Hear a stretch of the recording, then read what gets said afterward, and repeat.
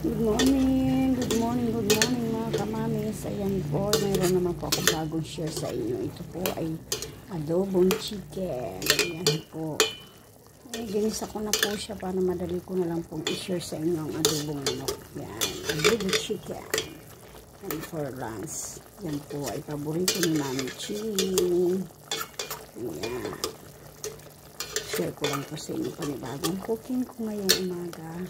Good morning. Ayan, product na product pong masarap ang adobong manok. Pero kailangan natin po siyang dagdagan ng konting toyo. Para medyo siya. Sumarap siya man. Mga kamamis, ayan. Konting dagdag po ng toyo ng dato puti. Ayan.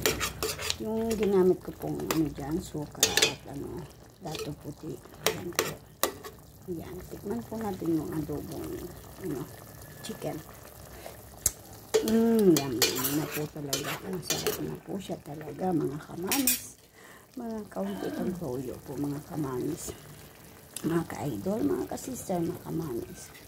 Mga kasisi, ayan po. Mukhang masarap na naman po. Probit kung masarap ang ating luto.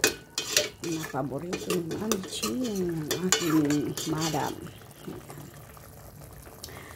Ayan po. Thank you for watching my video. Ayan po. Paki-like naman po. Paki-subscribe naman po dyan sa aking YouTube. Mami Flori Kitchen. Ayan. Bye-bye. Love you po. God bless you all. Mwah.